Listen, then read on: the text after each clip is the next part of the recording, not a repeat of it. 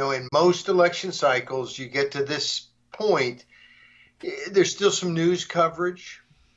You get to this time next week, next Thursday evening, Friday into the weekend, Monday, Tuesday, and traditionally you don't have, the media is very skeptical about news stories. If you were holding some big event, they might cover it if they're covering the campaign anyway, but they're not looking to break new things. It's why I don't remember when precisely Comey's comment about we're looking into the Anthony Weiner's laptop 4 years ago came, but it seems like it was right up at the tip of the election, like going into that weekend, Monday. I don't know when it was. That's interesting.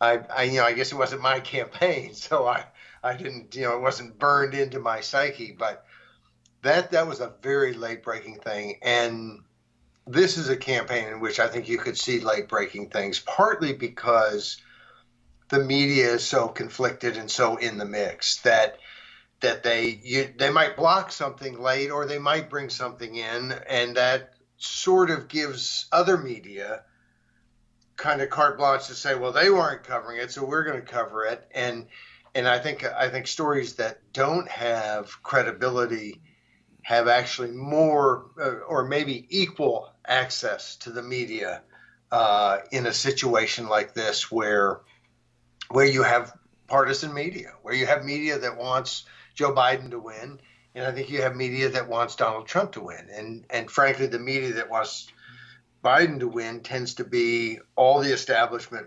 almost all the press media, certainly Associated Press, who just changes words willy-nilly now.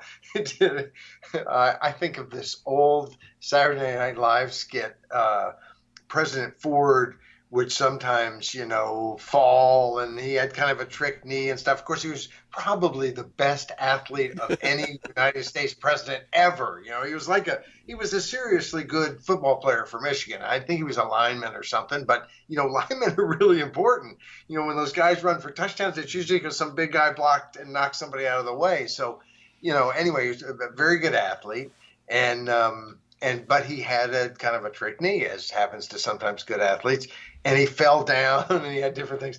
So Chevy Chase, they had this skit where they were going to normalize his behavior. If he falls down, everybody, all the Secret Service fall down, and it ends with, Chevy Chase has got his arms like entwined in all the microphones, and then all the Secret Service people, to make that look normal, they're all in front of the, the podium with all the mics, digging their hands in and screwing it up.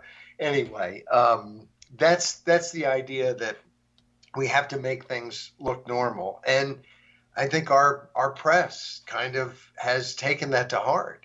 And it happens on both sides. But again, it's almost all, and the recent things with the Associated Press literally changing words and suggesting you not use the word riot and different things. I mean, we're really entering some weird political space, and so I think anything could happen in this last little bit. Well, look at this Hunter Biden story. It's and someone was saying, well, what is it exactly that he's done and so on? Well, in a sense, average people, we're going to work, we're doing different things. We don't work in journalism. We're not paid to be an investigative journalist. It's almost like, do your job. We want, we need, it's not like everybody can go out there and break, find out what the emails say. And we need a media that wants to know, and that wants to know the truth about their guy. Everybody, almost everybody, they're going to like one guy better than the other, one gal better than the other. Okay, but still, you got to investigate. You got to do these things. And it, I think everything that we've seen from the media has been that they're not interested in any story that doesn't feed their political narrative. And then you have you have the Twitter and social media and Facebook and so on that has behaved very badly, and certainly with a partisan left slant. I don't think there's any serious person who looks at it that wouldn't agree with that. Last I heard, the New York Post was still not allowed to post on Twitter. I mean, that's actually an astounding thing. They run a story. How dare they run a negative story on Joe Biden? I mean, that's the end of the day. That's where we are, is that the New York Post ran a story that no one has found to be false, that they have some evidence for, that the vice president has not denied, that there's been no serious denial, unless it happened today. Today there was something, because there was another permutation on the story that they have a testifier. One of the partners in the scam came out and doubled down and gave information and basically testimony saying that, I was in meetings wherein Joe Biden was talking with Hunter Biden about what they were doing. So that's very direct. Now, the thing is that the Biden campaign came out with a direct contradiction of that. Though the wording is careful, so it may mean something slightly different, there is an apparent pretty strong negative statement on that now. And I don't know what it means. Partly because I know how people lie. I know how Clinton certainly lied.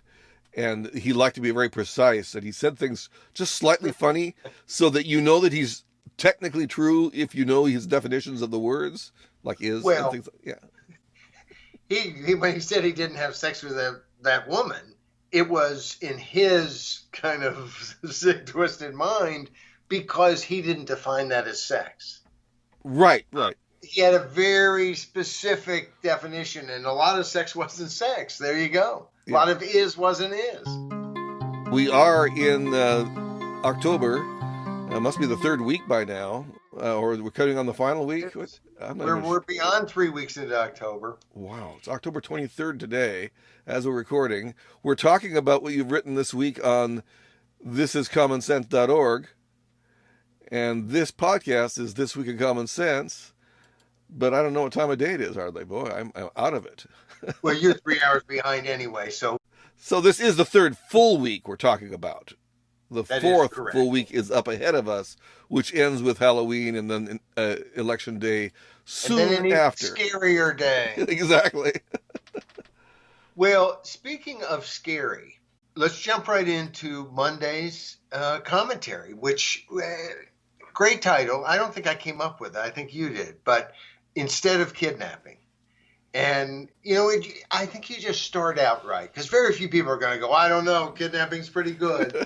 But there was, what appears to be a serious attempt to plan a kidnapping of the governor of Michigan. And, of course, the governor of Michigan, this particular script, and my take on it caused me to look into a little deeper, and it is true that not only I was aware of this court case that basically said, okay, now it's been adjudicated all the way up, and no, you don't have the power to do this, and this, and this, and this. And I thought all along that Whitmer's, there's the fact that her husband was able to do some things that other people were forbidden from doing, and I don't even remember what they were.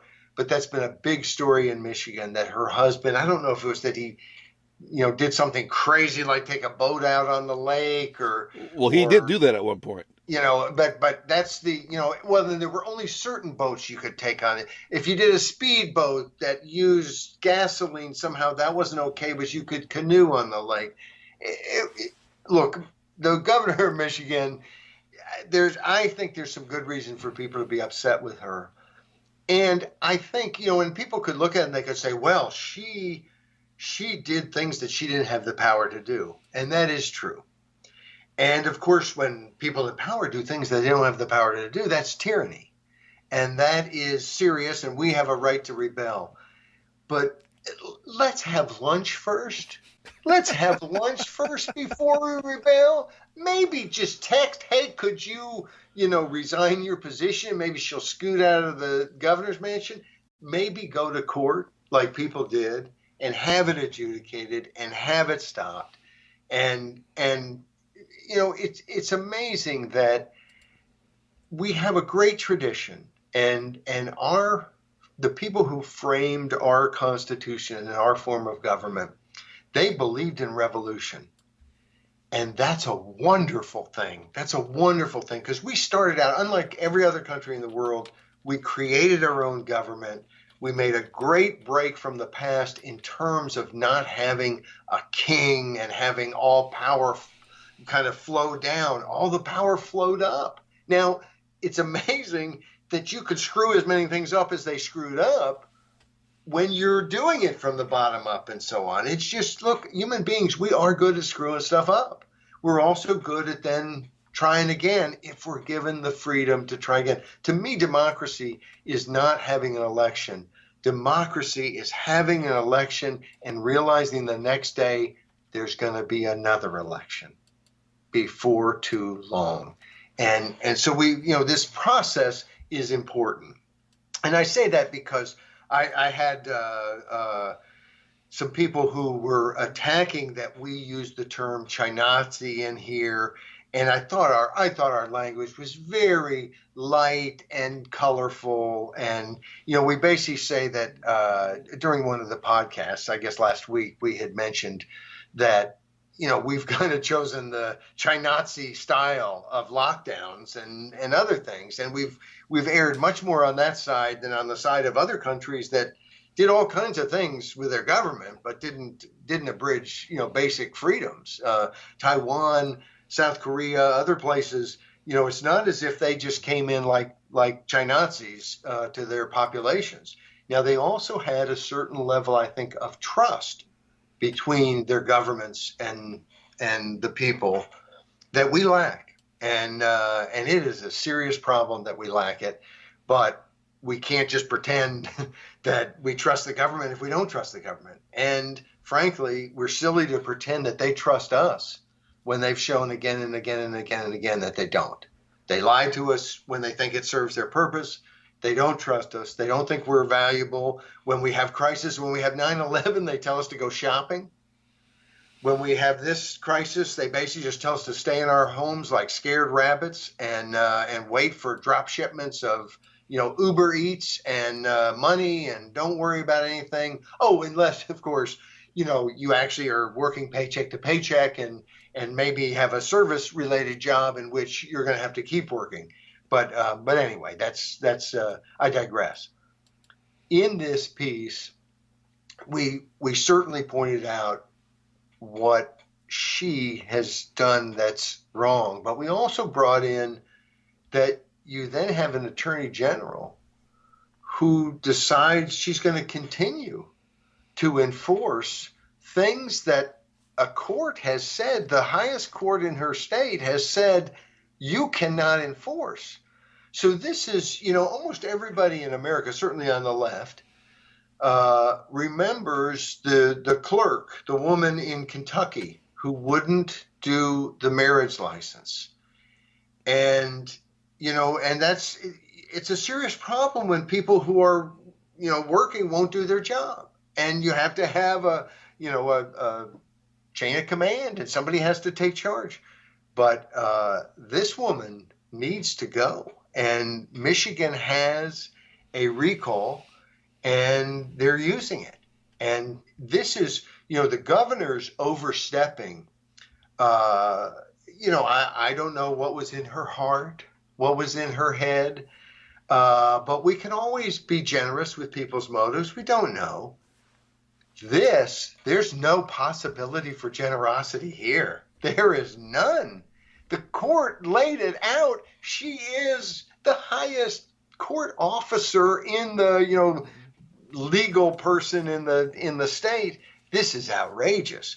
But again, it's the beauty of America, because we can do something about it, and we can't do it everywhere, but we can in Michigan, and they're doing it. They're using direct democratic checks that have been written into their Constitution.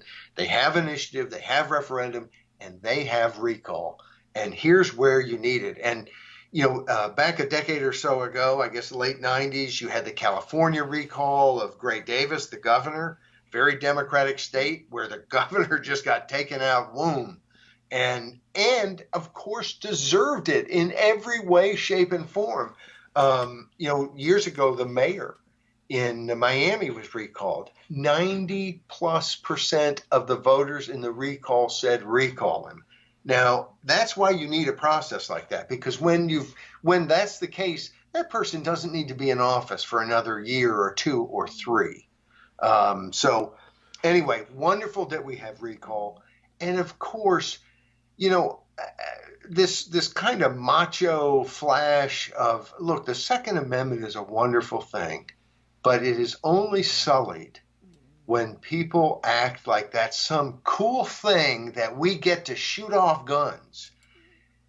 The Revolutionary War, the people who signed the Declaration, they weren't decimated. They were much worse than decimated. Decimated is when you lose 1 out of every 10 people. If you look at the people who signed the Declaration of Independence after the war, they were devastated. So many of them were dead. They were penniless. And the nature of war is a terrible thing. You don't want to shoot guns to settle problems. We're a better place because you don't do that, or pick up a club, and so, these folks who claim to be for the Second Amendment, I think you have to have a certain reverence for what a weapon can do. And serious people that I know that believe in the Second Amendment, that I consider to be very good friends, they have a reverence for the Second Amendment and for the power that a weapon has. And they're serious about not letting that power get out of hand. And so, it's terrible that overshadows the story of Michigan, which is leader does something they can't do, we adjudicate it, we win, we the people, and then some other person in public office, the AG, decides to go ahead and I'm going to do what I know what the court has already said is wrong, which I have no power to do, and then we recall. That's why we've got to have these democratic processes, because we don't want to go to violence and revolution. They're very fatiguing. I'm convinced of that. And if they can be avoided, let's do it. Our next script was I think, most read and discussed of the week. I think because it's so fundamental. And I have some friends who are sort of on the other side. And it's funny on this one, they're on the other side sentimentally, but they don't have many arguments for the other side. They're not comfortable being on the other side. They don't like the attack on public education. And maybe I think about that. I think maybe I have to look at the words I use. Maybe there's a way to say it where it's not an attack. But I'm not crying in my water about the attack, because this is so out there. And what this is in San Diego, they found that if you group people by their skin color, and we could say race, but I think it's largely skin color, and they say, okay, this race is getting this score on average, and this race is getting this score on average, and there's a discrepancy, or this many people of this race are scoring here, and this many of this, and they're not equal, and there's a disparity. And because of that, what do you do? How do you close the disparity? Well, in San Diego, and increasingly all over, the way you close it is to grade less harshly. You muddy it. What they're doing is they're not going to count stuff the whole semester. If you do good at the end, that's good enough. Which, of course, might cause people to say, well, why am I struggling at the beginning? I think I'm going to watch TV tonight. And then later in the semester, maybe. I mean, I don't know if that's the way everyone's affected. I guarantee you that if I know that, and I'm a kid or an adult, and I'm in school, well, then I'm checking out the first part of the school year. Anyway, the idea is you hide it you pretend that's not important, you get rid of grades, and how that helps anybody is never really, it's kind of good because now we're not looking down on anyone, although who is looking down on anyone? If someone, I find this all the time, it's not that people don't look down on folks. There are times when someone doesn't know something and someone else will, how could you not know that? You're so dumb because you don't know something. And I've always thought that's so dumb because you don't know what you don't know. And there's a zillion, billion, zillion, million, quadrillion things to know. And because you don't know it, and the second you know it, then you know it. So big deal. It's just the idea that somehow we have to hide intelligence as if some people have it and other people don't. And I'm not saying that some people aren't quicker to learn things or smarter or in all kinds of ways gifted but that it's open to, this is, why are we walking on eggshells with each other? It's like we're only here a short period of time. If you don't know something, let's tell you real quick. Let's say, hey, I didn't get that. Tell me. We, as a society, we say that there are no stupid questions. And I always point out there are sometimes stupid answers, but there are no stupid questions. And we want, and if someone doesn't know something, if someone scores badly on a test, the opportunity is, well, then 6 weeks later, they can feel really good because they learned a bunch of stuff. It's not impossible to teach people who don't know something to know it, to teach people who can't read to read, to teach people who aren't very good at arithmetic to be better. These are not impossible things, and we can do it. Instead, though, we're focused on some disparity, and we're debating whether to hide it or whether to close it. And hiding it is just the stupidest thing that anybody could ever come up with. But closing it is a close second, because the disparity is not the problem. The disparity is caused by some people having a lot of knowledge and others not having that knowledge. Well, the problem isn't the gap. The problem is that some people don't have the knowledge.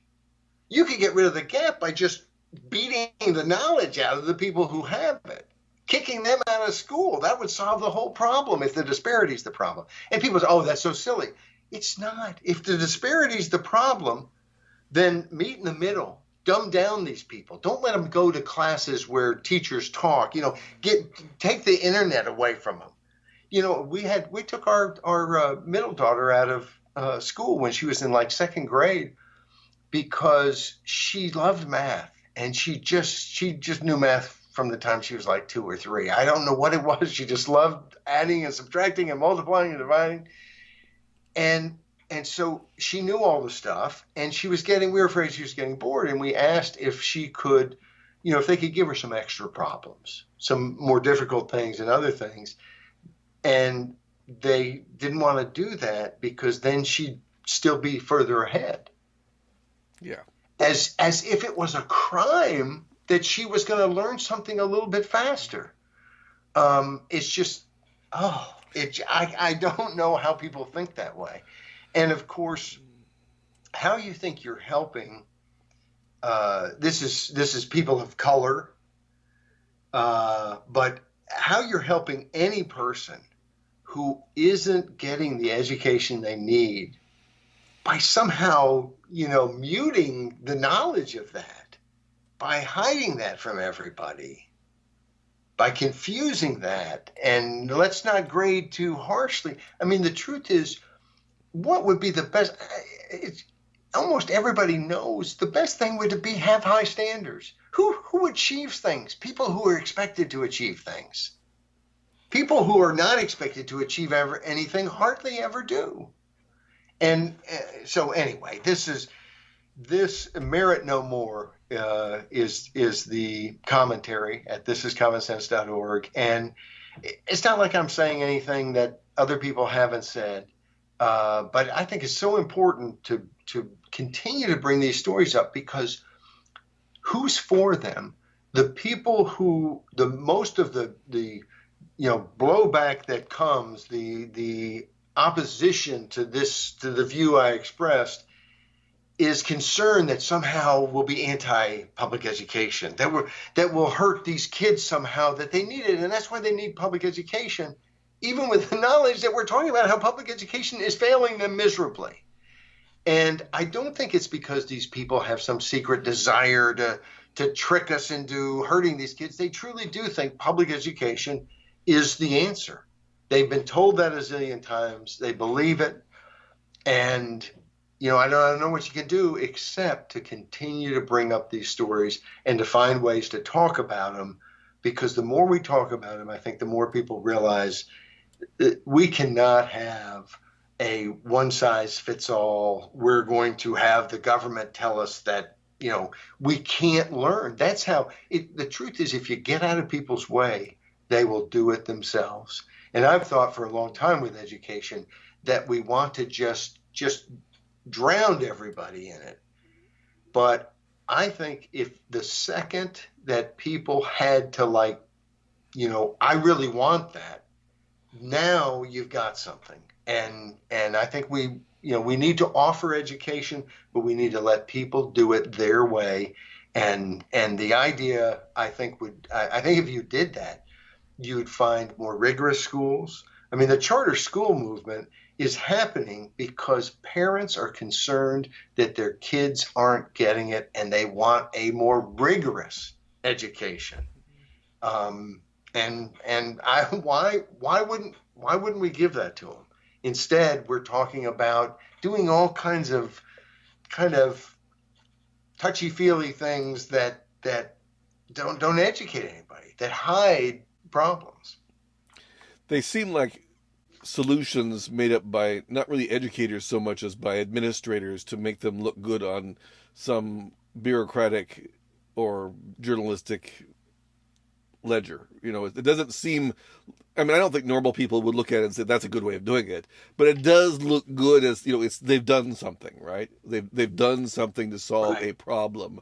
But the problem is, as you say, also kind of artificial because it's conceived the wrong way. The whole thing about disparities, that's been blown out of the water by Thomas Sowell in dozens of books by now. I believe the last one of his books, he'll probably write, I think, is Discrimination and Disparities, or Disparities and Discrimination. It actually has the word disparities in the title. And he just blows out of the water all this discussion that disparities has something to do with discrimination. Every group is different.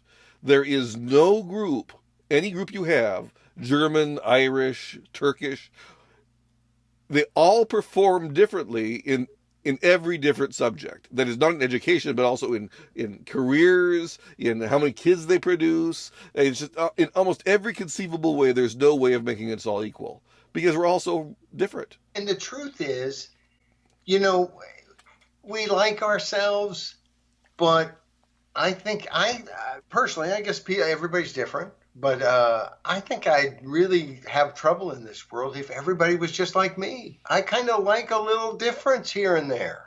Oh, it would be painful to be around the world of me, but I'm not painful to be around. Yeah, I'm with you. I don't know that I understood that, but I agree with it wholeheartedly. Well, let's go to the next one, which is Wednesday's script, which I thought would have been the one most talked about, just because it demonstrates, maybe people are too afraid to talk about this one. Think so? This is a funny one. It's totally funny, except if you step back just a little bit, it's like the most frightening thing, I think. I think you could use it to say our society is like 1 nanosecond from just extinction because we're so stupid. This is a Babylon Bee in Facebook's bonnet. And hopefully everybody's heard about this, but Facebook clamped down.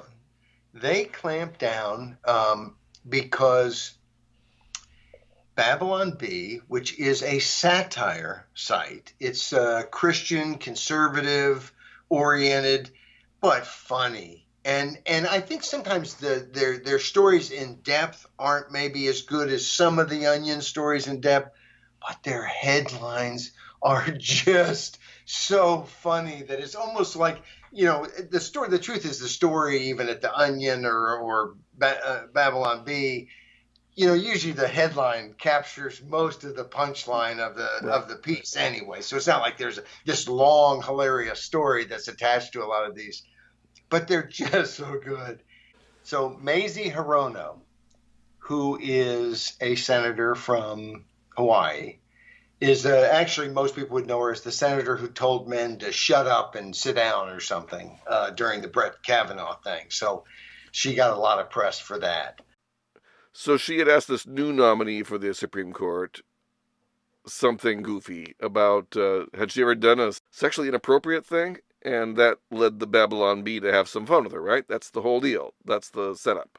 They mocked her as she was demanding that ACB, who someone asked me something about ACB the other day, and I had no idea what they were talking about. I actually Googled it and looked it up at some cannabis-related stock. So I was really confused, and then finally I figured out what it was. But anyway, that she demanded that ACB be weighed against a duck to see if she is a witch, playing off the Monty Python comedy, and ACB being Amy Coney Barrett. And anyway, pretty funny. And, for a lot of us, you'd immediately get the Monty Python reference. And yet, no, it's censored by Facebook as hate speech, I guess. Incitement to violence. Oh, incitement to violence. I guess the idea is that somebody is going to set up a tribunal, the Spanish Inquisition as they come in on the move. You never expect them, And they're afraid that Mazie may go off and do something she shouldn't do.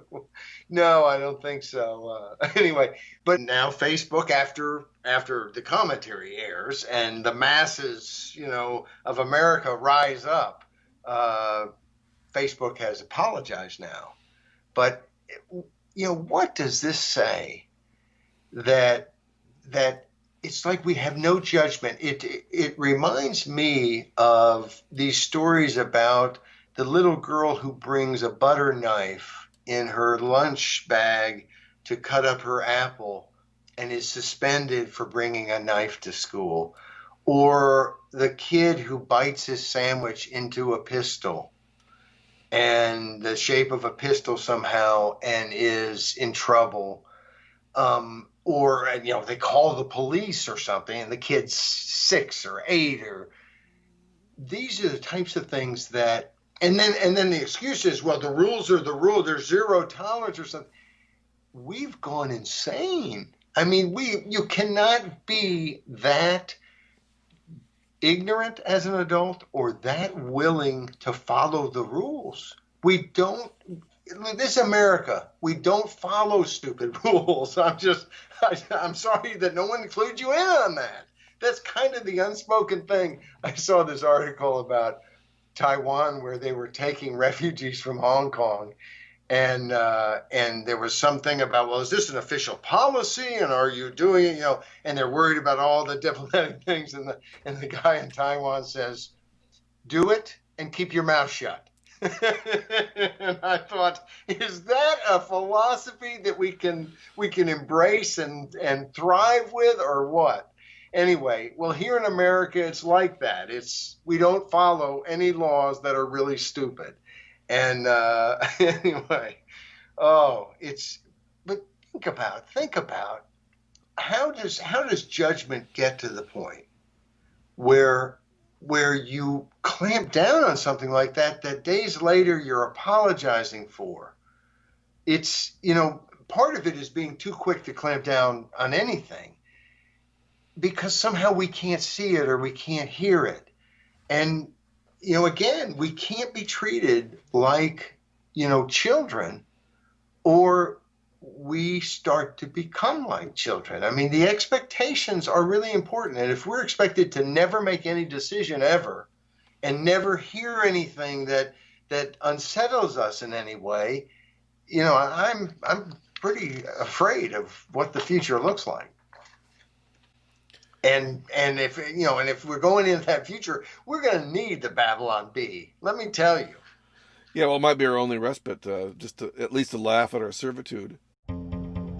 Thursdays was about another crazy policy, which was about regulation, and regulation regarding COVID and the current crisis, or non-crisis, or quasi-crisis, whatever that is.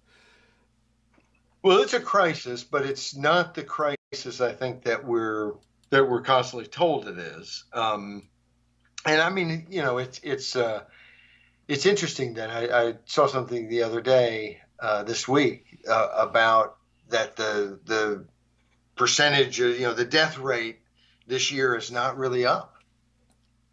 That we've had 200,000 plus COVID deaths, but that our national death rate is not up over last year.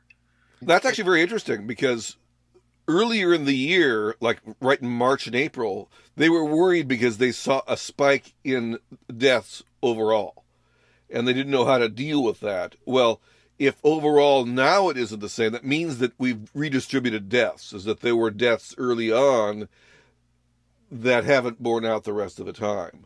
So some people died early probably this year, but that's it.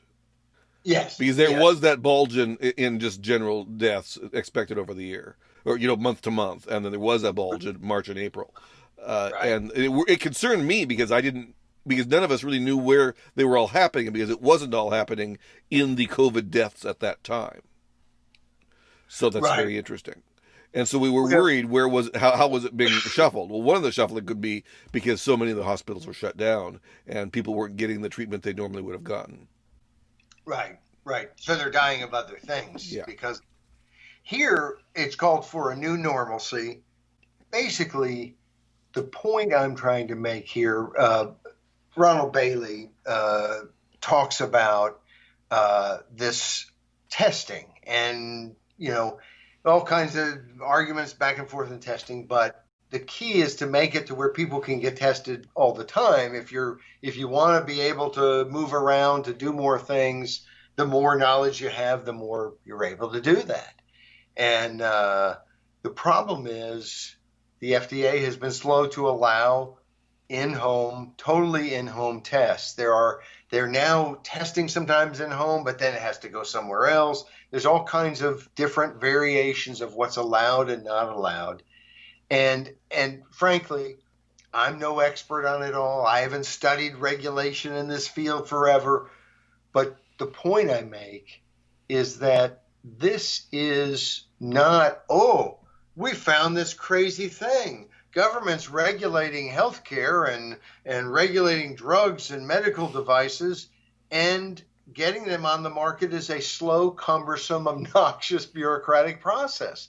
Because just about everything government does, even things governments are really good at, like fighting a war, is done in a fairly bureaucratic process.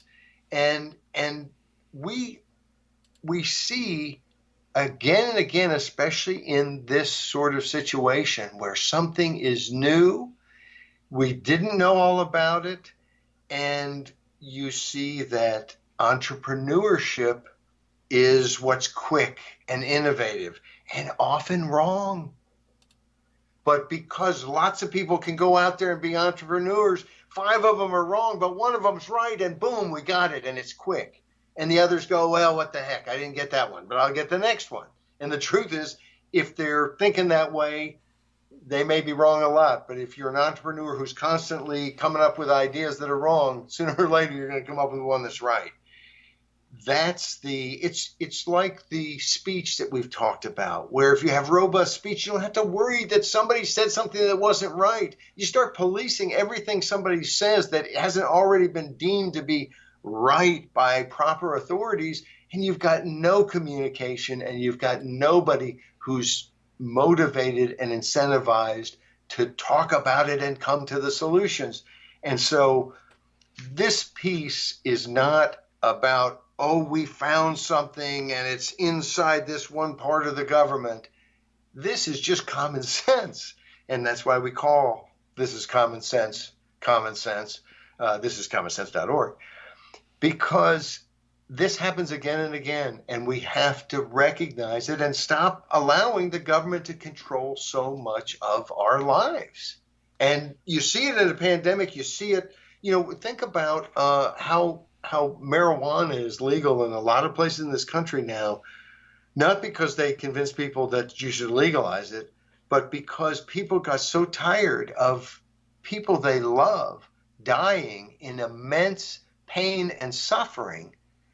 And when they realized, even though they didn't necessarily think marijuana was a great thing, when they realized that, damn it, I love this person and they're in horrible pain, and you jerks won't let them use the one thing. What is going to hurt them? They're dying. And so that broke broke that whole resistance. But do we have to do that on every single thing? Freedom is just a lot easier way to go about it. And I saw the quote by Scott Adams. You mean the one I put up for this week? Yes, on the website. And I've been so busy that I just have not. Usually I check every day what's going up on my website, but I have not seen those.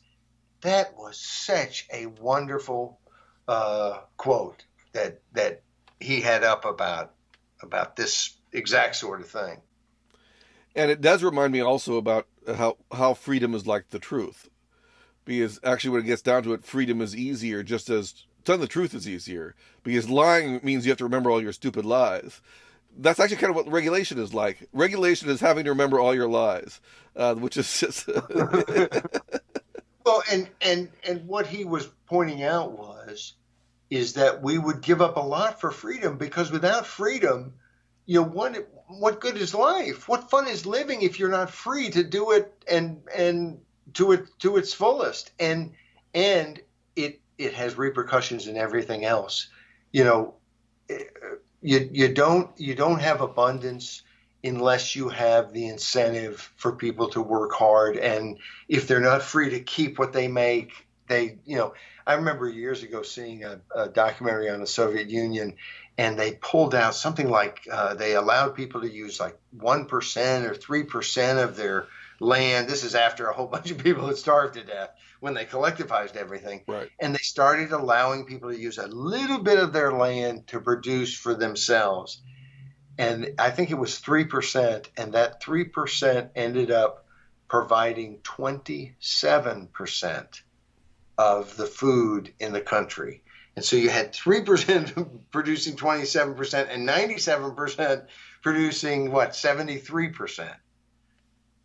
And so you get a sense of what production is all about. And you see it all the time. If incentives are pointed the right way, people do the right things. And if you point the incentives the wrong way, people are good and they'll kind of do the right thing for about 45 minutes, and then that it's like, wait a second, that doesn't work anymore. So yep. Did you see Friday's today's thought? I had a long one from Herbert. I haven't had a thought yet today, Tim. Okay. It's been a busy day. No, I did not see it. It's a long one from Herbert Spencer. It's about the subject of this column, though, of this commentary. It's the one from Herbert Spencer where he says, unlike private enterprise, which quickly modifies its actions to meet emergencies, and he gives some examples, the law-made instrumentality lumbers on under all varieties of circumstances at its habitual rate. By its very nature, it is fitted only for average requirements, and inevitably fails under unusual requirements. That's one of Spencer's essays from Over Legislation, written quite a long time ago. So it's very Spencerian, those big words and those that kind of language. He was not known for pithiness exactly, but nevertheless. No, he's on the mark, though. Friday's script was about term limits. I've started to think a little bit about term limits. They seem to be pretty good. No, as regular listeners will know, I love term limits in every way, shape, and form. And I think one of the neatest things is how unifying term limits are. In this day and age, when almost every issue, a lot of 60-40 issues are not 60-40 anymore, they're 52-48. You got so much division. It seems like, and I know this of my experience on social media, you start talking about term limits, and all of a sudden the liberal and the conservative are on the same page. It brings the United States together. Now, it's very tough to get them because Congress doesn't want to pass them. And frankly, state legislators don't like them very much either. It's kind of like they're whistling past the graveyard a little bit. And so it's tough. And what the term limit movement has done is to push for states to start to make a call to get 2/3 of the states, 34, can call for a convention, make it a single issue, term limits, set the terms, send it out to the states. I think it would be ratified in a New York minute. But it's very tough to get there. And it's also probably likely that before you get to 34 states, Congress realizes maybe we should just pass out a constitutional amendment. Of course, the problem is they're likely to pass out a constitutional amendment. I remember when one of the guys, I can't think of his name now, but he's from Minnesota, Friedel, I think it was, Frenzel. Oh, I can't think of his name. I'm so sorry. Bill, I think, was his first name, though. But he was in for a long time. And he wanted term limits. He's a big, long-time term limit supporter. He thought that House term limits should be 18 years, the Senate 18 years. So you could serve 36 years if you served in both. And that'd be a nice term limit. Anyway, they don't always get it so much. But we spoke specifically about two guys who do get it a little bit better. Ed Rendell, who was governor of Pennsylvania, kind of an important state these days, and U.S. Senator Pat Toomey, who, when I worked for U.S. term limits, he was running for Congress in Allentown, Bethlehem area. He had a restaurant, and I can remember he must have called me a zillion times. And it was like he called, well, when can you come up and we do it? Well, let me see my schedule. So he was like, when, tomorrow? What are you talking? I mean, because he realized it was a hot issue and he'd already pledged he was only going to serve, I think he was only going to serve 8 years. And so our pledge was 6 years. It wasn't a self-limit, but it was just supporting 6 years. And he said, well, geez, that's not exactly the same. He was at 6 years in no time. He was a business guy. He's not, I really appreciated his kind of attitude about things. It was all business, and it's so rare in politics because most of these guys, you're wondering where the shrink is and why their mother must have abused them or something. I mean, the politicians I have met, by and large, are the biggest prima donna, narcissistic, just gobs of goo that you could possibly imagine. And Pat Toomey, sharp guy, a doer, very, very good guy. Anyway, he stepped down. He's not running. He's not up until 2022. But so both of them are no longer, kind of campaigning for things. They're campaigning for term limits as a Republican and a Democrat. And something else the term limit movement has been featuring is the fact that you have Donald Trump saying things about term limits and how important they are and that he's not a career politician. And you have Mr. Obama, the last president, and they don't always agree on everything, but Mr. Obama has not only did he come out and start talking about how when he did the tour in Africa, he made several comments about term limits and how they were important. And that was important because that's a continent in which the public likes term limits and the rulers give it to them and then take it away whenever they feel like it. And it's a big problem. So it was a really important thing that he did that. And it's the kind of thing he didn't have to do. It's not like there was some, mob at home saying, you better do this or we're going to get you. So that was really good. He then also made comments about toward the end of his term that he supported congressional term limits as well, and term limits more fully, and talked about how they were good for him. So it's interesting. There is, even I noticed after term limits had failed the second time in the Congress, it won all over the country, but Congress couldn't quite get it done. And of course, at that point, the New York Times, the Washington Post, all the major media was against term limits, and still really is. But all of a sudden, you started to see more stories about incumbency and the problems with incumbency. It was like they felt like now it's safe to tell the people what a problem incumbency is, because those guys who are trying to get term limits, I think that storm has passed. So now that you won't do stuff we don't like with the information, we'll give it to you. And I should have realized that that's only going to get worse, because now I think constantly our media only gives us the information they think will do what they like with, and not the other information. But we have an issue here that is so popular in every demographic group except career politicians. And if we can't get term limits, we do not have a republic in which citizens have any decent measure of control whatsoever, because the support is ubiquitous throughout the country, and the only thing stopping it is that we don't have a representative system. The other thing about this script that I so enjoyed was getting to say that Americans are coming together right now over term limits, because I just love any of this. It's a takeoff on come together right now over me. And it's just any time, you probably didn't think that, because a lot of times I'm trying to get you to tell me that it's okay for me to put a link into some song that I've gotten. I've alluded to the song in the text, and I'm sure that everybody who's reading is going, please, Paul, stop trying to push your music on me. But anyway, I didn't do that, but I did put the line in, and so just for me personally, it was extremely satisfying. And that was a late in the editorial process change as well, if I remember right. Yes, it was. The last thing you did on Thursday, I think. Yes. So there you are. Okay. By the way, I think maybe you should tell everybody what you think your preferred term limits are, the terms for Congress. The Senate, you think that how many terms?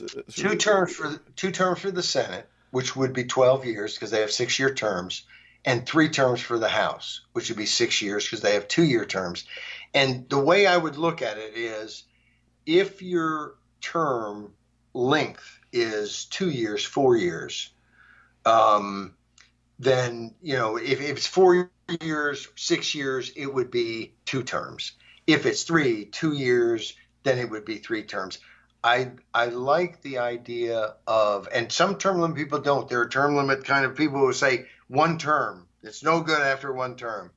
I like the idea of someone running for a term, having some incentive to get reelected, possibly a second time if that doesn't make it more than a decade, because I think more than a decade in the same office is just too long. So if it's 3 years, if it's 4 years, well, I don't want it to be 3 terms. It should be 2. If it's 6 years in the Senate, it should be 2 terms. And even that is kind of long. The truth is, the Senate term at the time may have made a little bit more sense. I don't like the 6-year term now. I think it's too long. And some people will always say we need longer terms length, because otherwise they raise money the whole time. And so then you give someone who has a 2-year term or 4-year term, and instead of raising money for 2 years, they raise money for 4 years. So it's all the reasons to kind of lengthen terms I don't find very compelling. And who was it? Was it John Adams who said that where annual elections end, tyranny begins? And I like Congress always facing an election. The only good politician is a scared politician. And the only reason that elections don't help us get a better, output from Congress is because most of them don't have anything to fear. They don't have any real competition. They've got these gigantic districts. They've got the most money, and they stomp on the competition, except in a few, out of 435 House districts, 20 are competitive, 30. That's just pitiful. So that's a big problem. But anyway, those would be the three terms in the House, 2 in the Senate.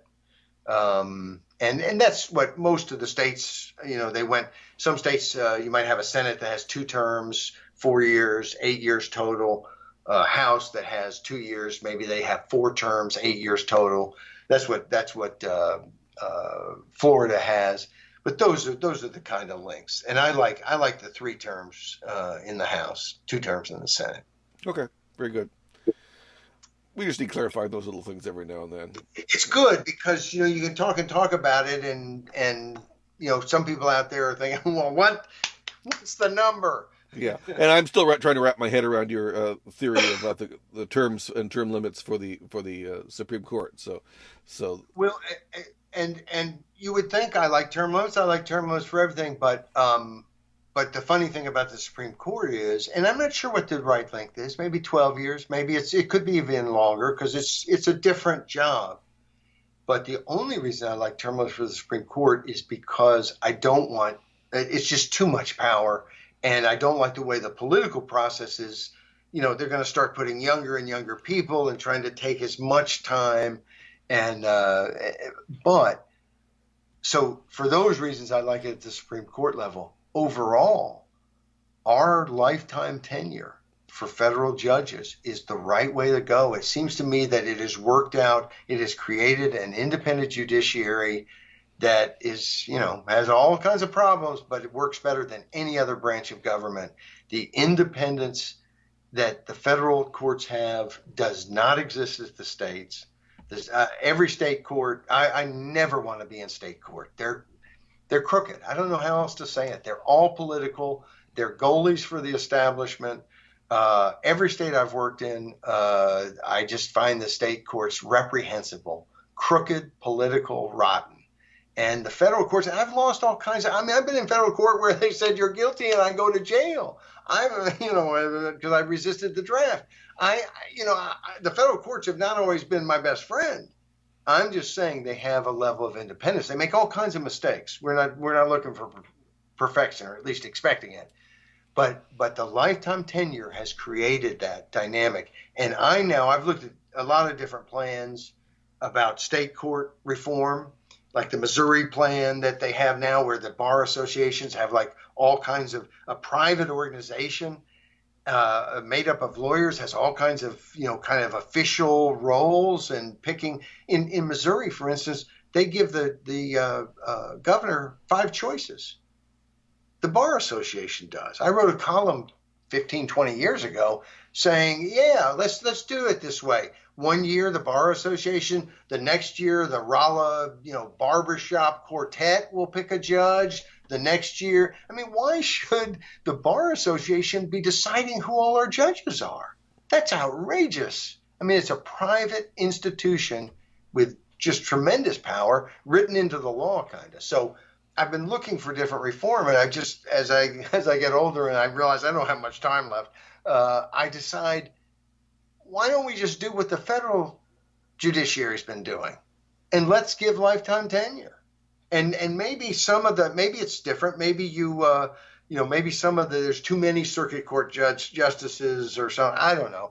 But I think that's the direction to move in, because it's about the only thing 200 some odd years after, the Constitution's written, that seems to be working. The other thing that we need to do is to protect the judiciary from the Congress, in the sense that this court packing, this is, you're talk about destroying norms. This court packing risks taking an independent judiciary and destroying it completely.